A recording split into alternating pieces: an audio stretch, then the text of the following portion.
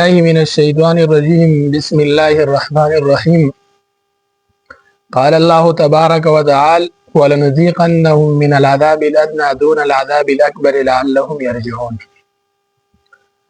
الله رب العزت په انسان باندې په دنیا کې تکلیفونه او مصائب راولي.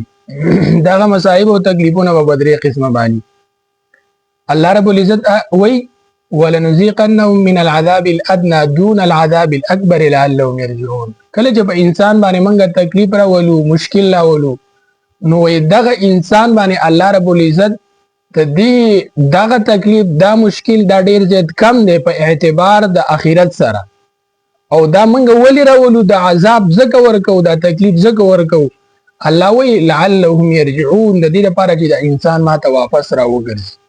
نو انسان چې کله د الله رب العزت نه بل طرف ته لاړ شي بل لار باندې روان شي نو الله رب العزت ته تکلیف او مشکل او مصائب پیراوي. یو انسان باندې د دې د وجې نه تکلیف راځي. دویم نمبر قسم الله رب العزت په انسان باندې تکلیف په دې صورت کې راولي. الله وی ومن يعمل سوء يجز به.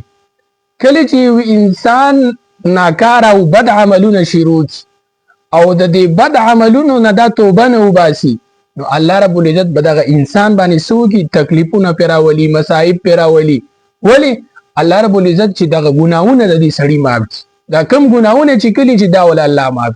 ابو بکر رضی الله تعالی عنہ نبی علیہ الصلوۃ والسلام ته وای دا ګناونه په څنګه صورت کې معاف کیږي.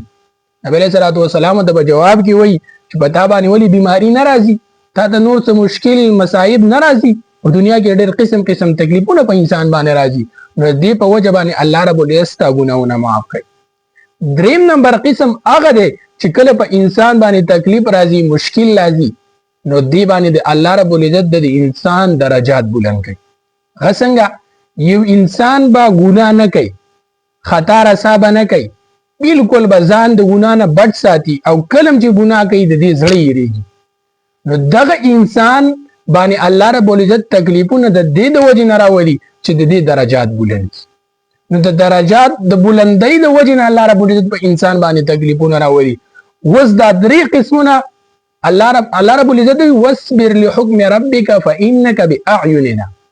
چې کلم په تا باندې مشکل راځي مصائب راځي نو ته صبر کوه په دې باندې زمونږ د سترګو د وړاندې ته په دې باندې صبر کوه. ولی حکم د صبر د دې د وجې نه کوي چې په ماته باندې په دنیا کې قسم مشکلات راځي او څوک بیمار شي په چا باندې غربت راشي د چا بچی مړ شي نو د چا غاړ تاوانونه وشي نو په دې باندې دا خپي او دا سوي دا ګیلی او شکوي کوي. الله ته وایي پس زه صرف تا موندلې یم او ته صرف په ما باندې مشقتونه او تکلیفونه او بیماری نه راولي بل چا نه راولي. نه د دې خبرې نه بالکل ځان وساتئ. ها دې خبرې ته به بیخي اړول راځي نه چې دا خبره تاسو وکړئ.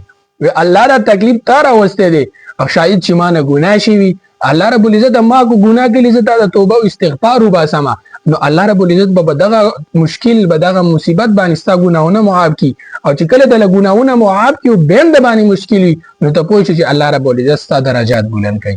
نو په کار د چې موږ الله ته ګیلې او شکوې ونه کړو بلکې الله ته موږ رجوع وکړو الله ته موږ سر په سجده شو نو الله رب العزت به زموږ مشکلات مصائب ټول ختم کړي. الله رب العزت دې موږ له دې دوه خبرو باندې عمل کولو توفیق